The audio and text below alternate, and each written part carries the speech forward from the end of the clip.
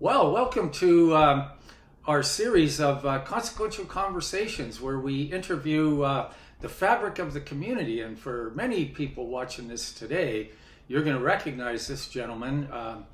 Very, very well-known guy, very entertaining.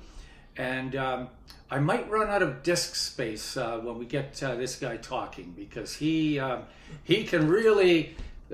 he can really do it, and for good reason, because he is definitely an icon in Port Alberni. With that, I'm going to let my friend Bob formally introduce our guest today. Well, Bill, thanks for that. Ken McRae, I've known him a lot longer than you have, Bill. Absolutely. In fact, I've known him since, I don't even want to say when. He remembers a lot of political discussions we've had over the years. Way back when, union and whatever. But Ken, these conversations are consequential conversations regarding the fabric and what makes up the fabric of our community, and guaranteed you're one of the people that have made the fabric of this community. So in general, we just love to chat with you, and you tell us a few of the things that have helped make you and this community just such a great place. Oh, I've always been proud to be, a citizen born and brought up in Port Alberni. I couldn't wait. I used to travel across the country a lot when I was involved in the union. Used to go to big conventions, Canadian Labour Congress and all these big things. I couldn't wait to get up to the mic and say, "Hey, I'm Ken McRae, Local 592, Port Alberni." Good for you. Yeah, which was good, and people knew about Port Alberni. From the people, a lot of them knew about Port Alberni from the labor people in this community. Yeah. We had some pretty famous people: Earl Foxcroft, Dave Haggard, president of the big union IWA across the country. So Port Alberni was well known. And my dad was a faller in the bush, and he was a councillor too. He was a councillor in Alberni. We were Alberni people. Yeah. Raised in Alberni. Not Port Alberni. Alberni. Yeah. Oh yeah, we were Alberni people. Our goal in life was always to beat 8th Avenue School in Port Alberni and softball, and we could never do that. So they put an addition on Alberni Elementary School, and we all went to Guild School. Oh yeah. And then we got the First Nations, Willard Gallup and Wee Willie Sam, really good ball players. We finally beat everybody in Port Alberni, and some of them became my best friends, like the Matacors and Komodos, who were big Japanese families in this community. Oh, really? Yeah. Good. So we became really good friends, Yeah. and we're still friends. I still talk to Buddy Matacora. He's still a big Port Alberni fan. So is he here? It's good to see. Yeah. No, he lives in Toronto. Oh, in Toronto. Yeah, he lives in Toronto. So Wishes he lived here, especially this winter. Yeah. Oh, that. Oh, boy. It's been a big winter. So it's surprising the people you meet who got family in Port Alberni or came from Port Alberni. So it's very interesting. One of our interviewees was Tom Watson. You talk about playing ball. He played ball with you guys, I'm sure, at one point. He was a little bit older than us. So, okay. Yeah, but we knew about him from basketball, from the Alberni Athletic. My dad belonged to the Alberni Athletic Hall Association. Right. Oh, yeah. So he was involved in that. My mom used to bring in billets. Denny Grisdale, who played, he was at our house for 4 or 5 years. Yeah, we knew Jim Robson. He used to come to our Jim house. Robson just passed away. Didn't he just pass away? He passed away, yeah. Cut his teeth here at our radio station. That's that's where he started, Port Alberni. CJAV. He used to pitch for the Port Cubs, not the Alberni Athletic. Oh, okay. So that's all I'll say about him pitching. Did you hit a few balls off him? Or? I think so. He was a really nice guy. Yeah. So we got some famous people who came out of here, right?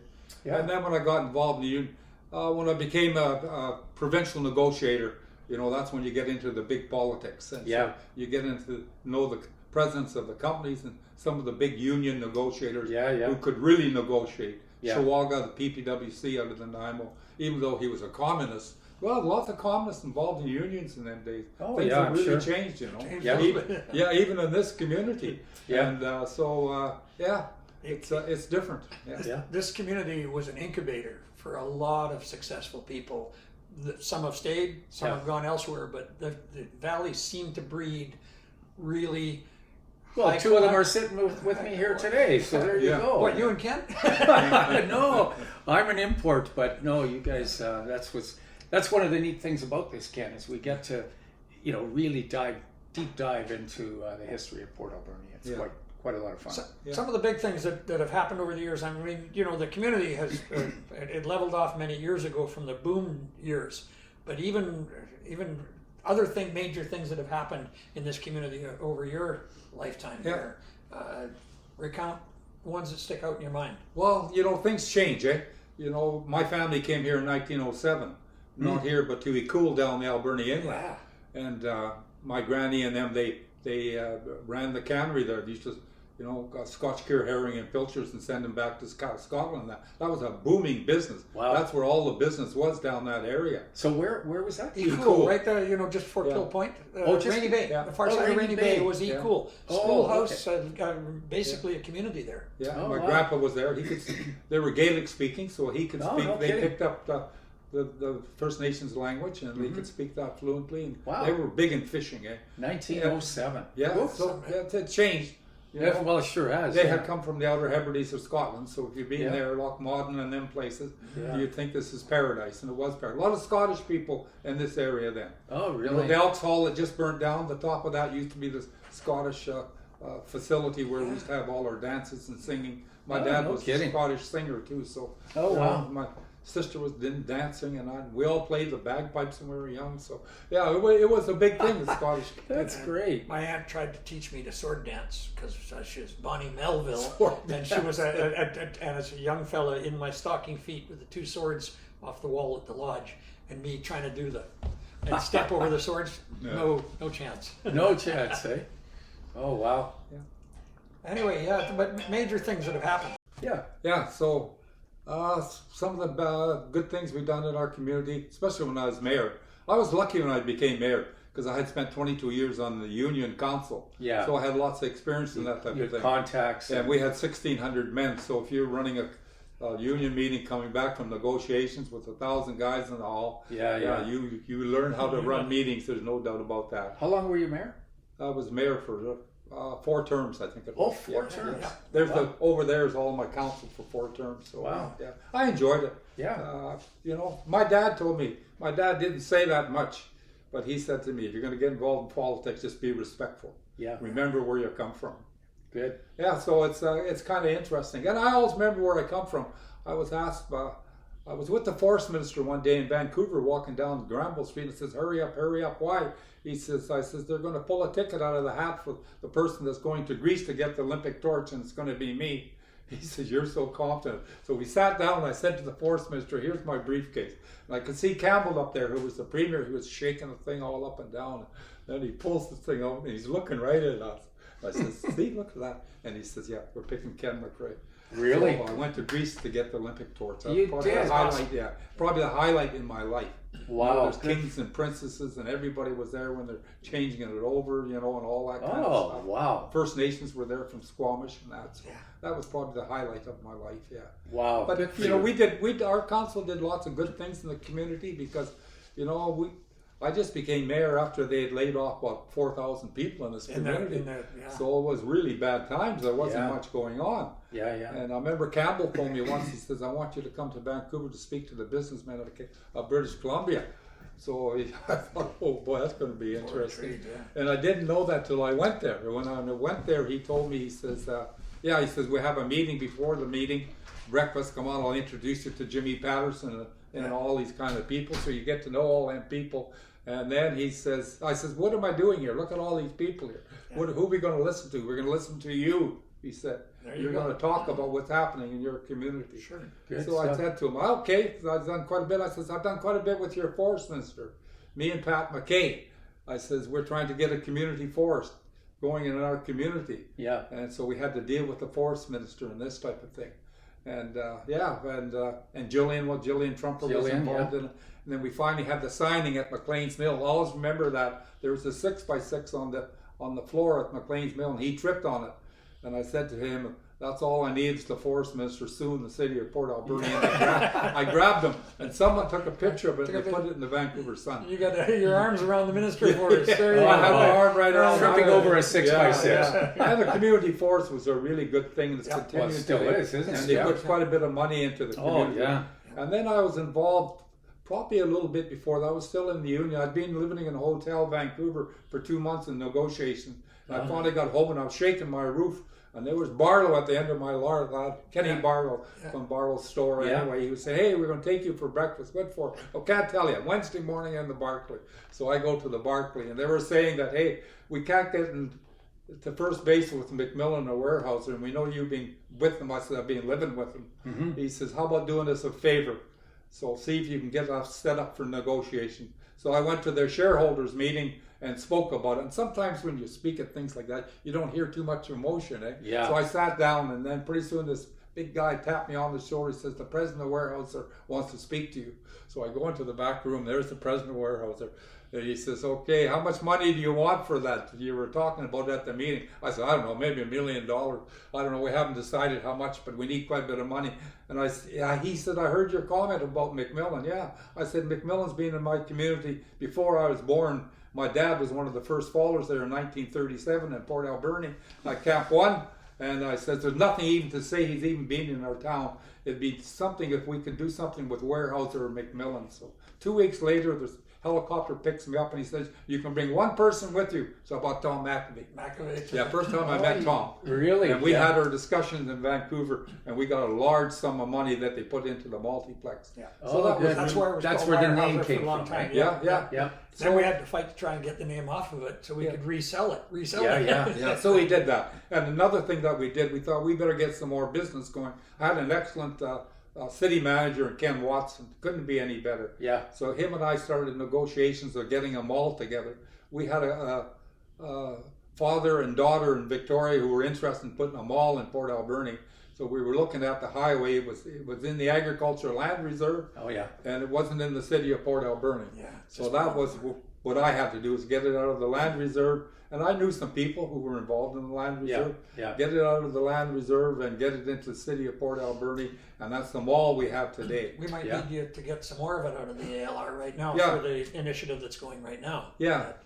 Which? That's the new health. Yeah, new health center. Oh yeah. Yeah, you got some good people working on that. So I'm glad to see that. But yeah, and the community's coming along. I'm on the Port Authority. The transportation minister just put me on there. I was on there before, and we've got some good things coming up on the Port Authority. Oh, that's good. We've got Canadian. So much opportunity there. Yeah, Canadian Maritime Engineering. Yeah. They're going to lease our big dock for 10 weeks. They're bringing a Coast Guard cutter in there, and we're going to overhaul it here. So that'll bring lots of people in. So good. That's the change we're having. Eh? Mm-hmm. And I sit on lots of boards still. Good for you. I don't know who put me on that. One of the premiers anyway. He says, "I see you out there all the time against log export and everything else. You're on TV more than me, McRae." Yeah. He spends his days walking the waterfront. How I bumped into him to ask him about interviewing him was down at the Canal Beach. Oh, really? John Douglas Park there now. Yeah. And I said, "Hey, Bill and I are setting up these interviews. Would you be interested?" And he said, "Yeah, I could do that." Oh yeah. But he walks the waterfront out constantly. You do. Good for you. I'm a walker. I walk all the. Good for you. Well, you look in really good shape. Yeah. You know what? Yeah. Being a tradesman, worked in the pulp mill all my life with all the chemicals and everything else. Yeah. Used to wash our face with PCBs and everything else on our arms, and to get the grease off and everything else. I don't think I've ever been sick a day in my life. So I'm quite lucky that way. Good for you. Yeah. You never know what the outcome's going to be down the road, but no, you don't. Just wake up every morning and be positive. Eh? Yeah, exactly. I think that's why Bob and I've always been friends. We all been quite positive. And he talks about, he mentions Ken Barley, he mentions other people in the community. There's been a lot of real, go-getters, positive people in the community, but Ken's, right at the top, front of the list. No kidding. Yeah. Other major happenings in the community, that come to mind. I mean, all sorts of things, multiplex, etc. But I mean, Hockeyville, you're involved with that. Under 17 World Hockey was a big thing we had in our community. Yeah, they said we couldn't do it. We did it. We had to do a bit of politics to make sure it happened. Yeah. And it brought a lot of people. I was quite surprised with the Russians. Through their interpreter, they were really good. He gave me book on the famous hockey player too, and I've still got it. I'm going to give that away one day, but anyway, so we'll see what's going to happen there. Tretiak or yeah, what? Was it Tretiak? Yeah. Really? Yeah. And another thing we worked on is the University of Pacifica. I did a lot of work you on were that. involved in that. Yeah, you don't have hear too much about that, but We don't hear enough about it, really. I was a friend of Wolfgang's. I knew him through politics. He should be on our list. Yeah, Wolfgang should be. Yeah, Wolfgang Zimmerman, and so I worked with him on it because I sat on the board of for funding anything north of Victoria. We got major funding for that, and so I got quite a bit of money out of that to start the university, and it's in full swing now. You know, they do courses for people with disabilities around the world. Around the world, yeah. I got a little aside for you. Wolfgang Zimmerman and my former father-in-law, Little Joe Schraefel. Yeah. You knew Little Joe forever. And that when we were out with Tom Hertel, Helena talked about Little Joe. And they, anyway, Zimmerman and Little Joe lived side by side out on Sterling Arm. Oh. And they argued over their property line. And Little Joe built a rock wall, and Wolfgang tore it down. And Little Joe built it again. Wolfgang tore it down. And they fought as neighbors. You know, you've got a German and an Austrian living side by side. Yeah. Oh boy! It was just like a war zone, but it was really cute. You know, And I sit on the Island Corridor Foundation. Yeah. I'm the only member on there from the beginning. I've been on there for over 20 years, and you know, it's a slow process, but it is. And the iced tea funding that we've got for several initiatives in the valley have been very important to make things happen. No question. And we're working on that. You know, the First Nations will make the final decision on that. You know, whatever it's going to be. We're working in the south now in Nanaimo. All of the different municipalities in Nanaimo have finally Victoria have finally come together. Good. And the First Nations come together. We'll probably have to put the line on the outside of one of the reserves, because when they put that line through on Vancouver Island, they just put it through the middle of all the reserves. Right. Especially the Nanaimo and the Noose and all them. So. And the one that's got Esquimalt, so if they get that all straightened around, it's going to take a while. It's the federal government that has to push money into that. It's their responsibility. So we'll see where it's going. I also sit on the Transportation Committee. Regional District asked me to go on that, so we'll see. Better be working on that one. I was on it for a long time. I've got a file that thick of the studies that have been done, but they'll do some more studies, because it seems the world is you study and study. You spend more on studies than you do on the project. You know. So we'll see where we're going to end up there. So So you're still a busy man. Yeah, still a busy man. So it's your fault. It's your fault I'm on the Community Forest Board, is it? Yeah. That's always been a good board. Yeah. And we hope we can expand it a little bit. You know, you have to get into partnerships with First Nations and that. So I've got quite a few family members who ate First Nations out of Banfield. That's a big tree farm license, and they're involved in that. So they've got changes coming too. So, we have a group in the community. Port Authority belongs to that. We're trying to get the Forest Minister back here again and just see what they're going to do. What the changes are going to be. So, it's got to be some. I sit on the Log Export Board too, so that's always an interesting. It's always an interesting board. So we got a meeting. We got a meeting on Friday. So I generally deal with all the small outfits in the community. You know what's happened since the Sand Group. I had a pretty good relationship with the Sand Group. Yeah, too. I did too. But they've all gone now. But we've got people taking their places. You know. Some of their operations, so we'll see what's going to happen with the building of new houses. They hired 15 people last week, and training. Wow. They hope to have 70 people working by the middle of April, so we'll see where that goes. You know? Bob and I have been involved with lots of things, coal and everything else, aluminum smelters, and lots of different things. Lots of different things in the community. Polaris Minerals, and grinding, granite, all that stuff. Well, you got to explore every opportunity. You got to. You got to keep knocking on doors, and if they don't open it, see if there's a window that's. Exactly. Something ajar. This is a port community. You know, we're not oceanside. You know, we're a port community. Yeah, we are. This is our port. Best deep sea port, one of the best on the west coast of North America. Underutilized. Very underutilized. Very much so. And freshwater surface, doesn't freeze. Relatively calm. Doesn't subject to storms.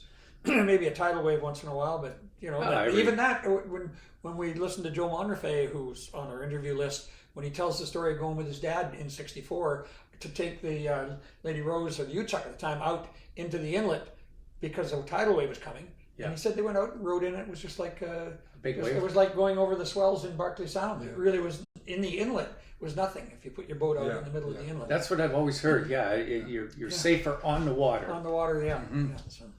We went through the tidalway. My dad was a supervisor in the pulp mill. I remember the phone call. I said, "Where are you going, Dad?" It's 10:30 at night or some damn thing, I think it was. He says, "There's a thing called the tidal wave just went through the pulp mill." So my dad was the head of transportation, so you can imagine. Yeah. They're wondering what was going on, you know. Yeah, but we survived that. We're a tough community. Yeah. We seem to get through all them type of things, you know. Yeah. So, it's interesting. Beyond that, where does how long are you going to stay working on boards and working for the community? Forever? Or?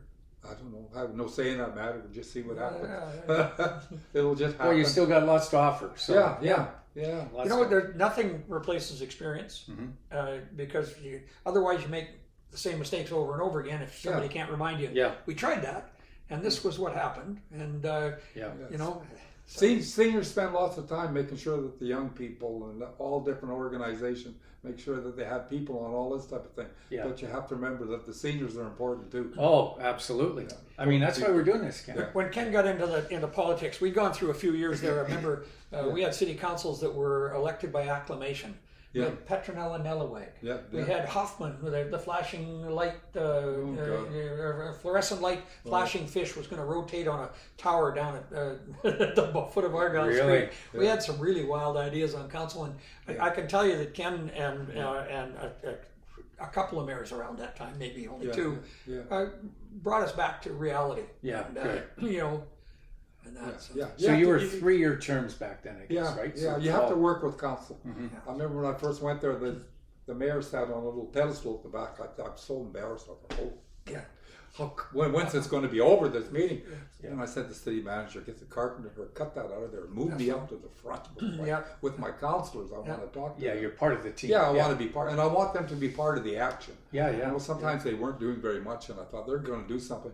You're all going to have a position. Yeah. You know, that's we had. You know, we had 4 big vice presidents in the union, and they each had. You know, one guy's at the steam plant, one guy's in maintenance, one guy's warehouse and everything.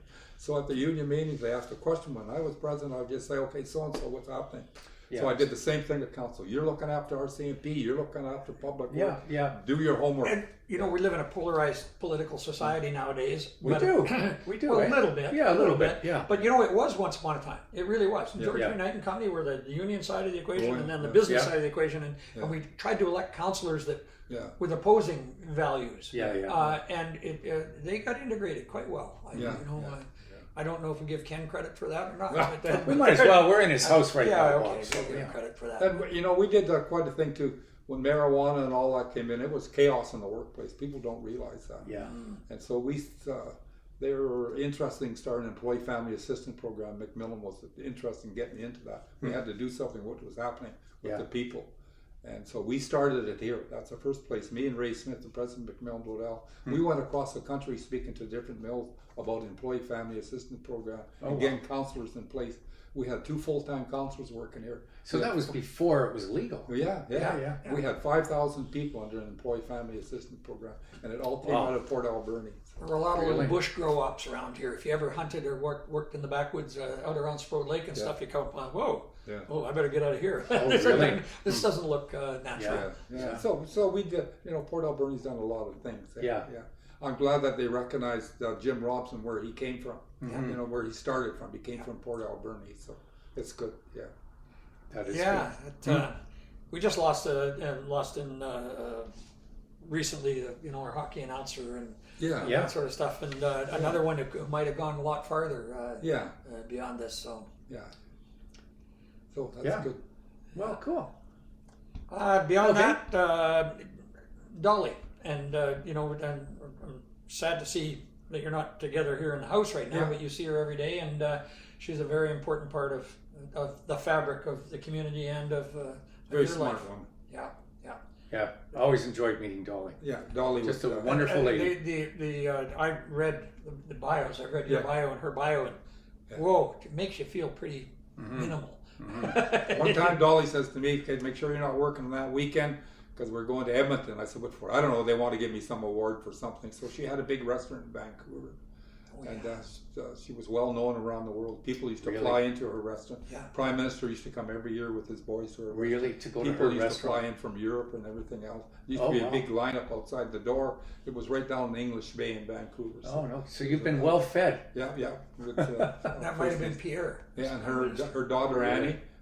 Annie, she kind of ran it. Dolly could never fire or hire anybody. She just ran the restaurant. Yeah. And Annie did all the hard work. All the all tough the jobs. stuff there, Yeah. And she hired lots of family members too. Yeah. Lots of the grandkids used to work there in the restaurant and everything else. Oh, that's So good. we go to Edmonton. There's a limousine there to pick us up. I thought, oh, this is something pretty big Wow. Yeah. going on here.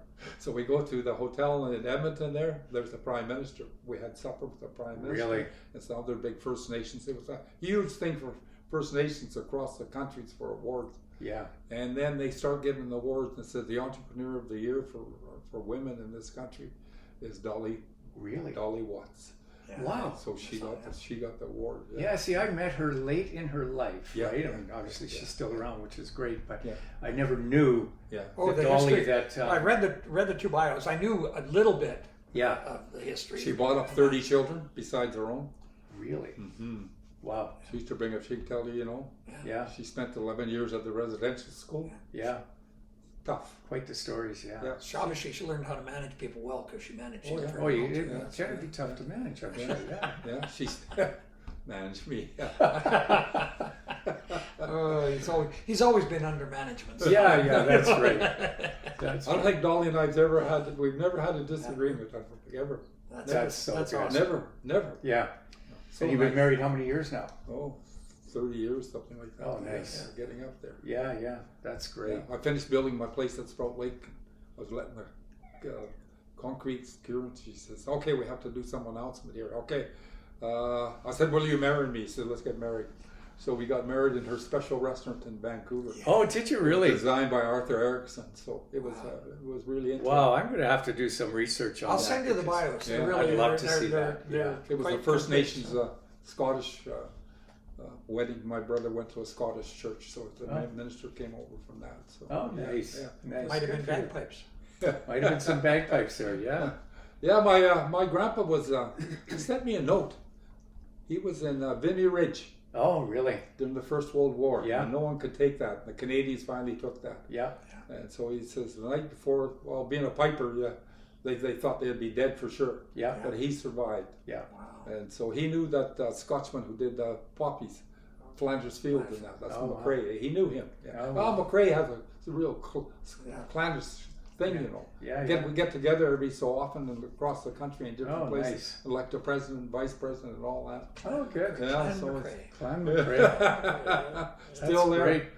That's great. First time I went to a big meeting in Vancouver, the head of the BC Federation of Labour says, "Okay, all you Scotchmen, put up your hand. Hold it, you should see." Oh, yeah. He says, "We're going to the Scottish Hall in Vancouver," and we get there. He says, "Okay, I want you guys to get out your wallets and put some money in. We're going for independence in Scotland. We need some money." So you would have come close over the years to my uncle John Melville because John was first of all a piper, a big drummer, Yeah, the big bands, marches, all that sort of stuff. Yeah. But he also was head of the apprenticeship board, and anybody that gets their ticket in anything in BC back when his day is signed John Melville. And I've seen certificates, tradesmen's certificates. Oh, I have to look at mine. It's sitting right over there. might have Jay Melville on it. Oh, you know? wow. I never know. But Yeah. Scottish heritage. Yeah. They say I have some. They say I have some as well. my Yeah. aunt said I'm a whatever the Royal Stuarts, but when my cousin in New Zealand said you're more Irish than Scottish. So. Do you have Stuart in your background? Apparently. Yeah, that's my mother's maiden name is Stuart. Oh, we better watch out now. Yeah, we might be relatives. But oh, no. So I worked in New Zealand too. Yeah. I traveled around. Yeah. Good for you. Seen this world. Yeah, nice. Yeah. Nice. And another highlight too is when we went to the Olympics in China Oh, yeah. Oh, with the young fellas. Hey, that was really something. Yeah. We could really.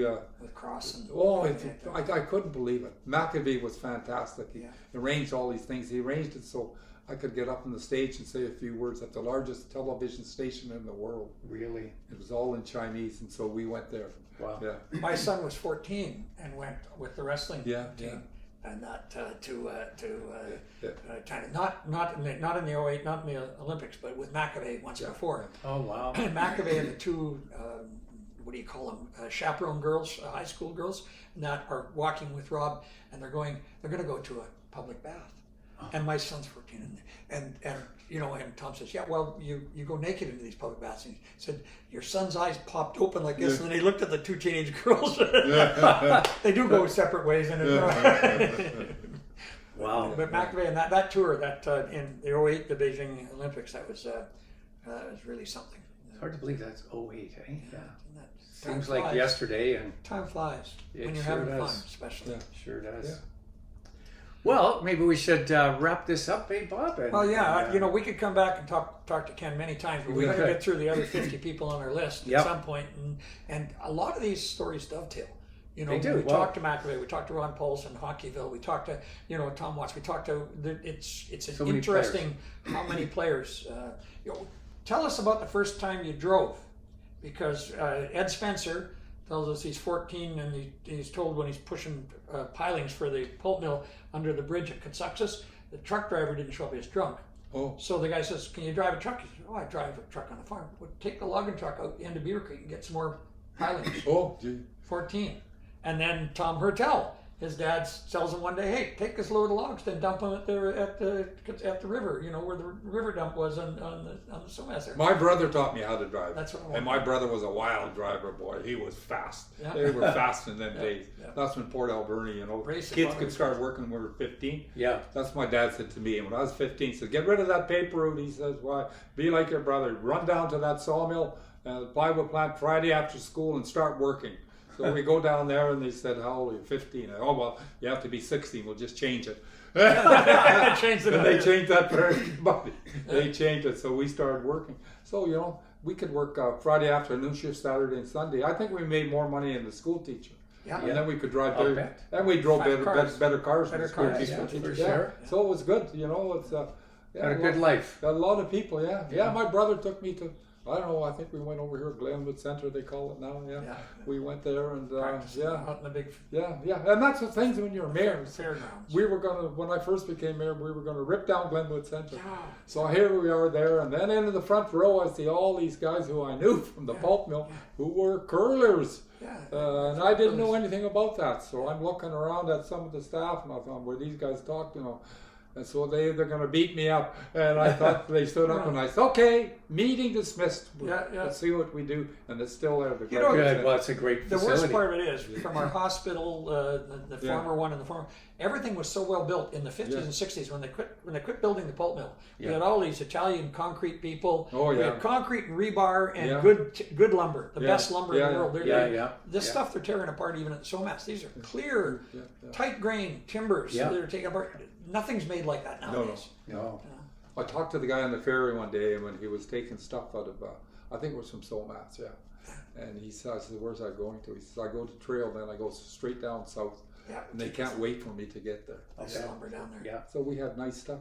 I went with Colston once. Wayne and I were good friends. Yeah. So I went with Colston once in his helicopter. We went down the coast of Portland. And then we went right up the Columbia River. And then we went down east a little bit. And we were in there and we're talking to the guys in there because we're thinking of putting maybe an added value plant in here for small wood and that type of thing. And they said, where's that golden wood yellow cedar? The yellow cedar. Yeah. That's what they liked. Oh, they did. Yeah, it's beautiful wood. And when you talk about Pat McKay and of course Mike McKay, and they did a lot of yellow cedar down there at Franklin Forest Products. Yeah. And at one point they couldn't give it away. Yeah. We built all our walkway down at Chia Island. My place at Chia was all yellow cedar from there that we were given because they couldn't sell it. I couldn't believe all that wood we had underneath there. Yeah. It comes like that.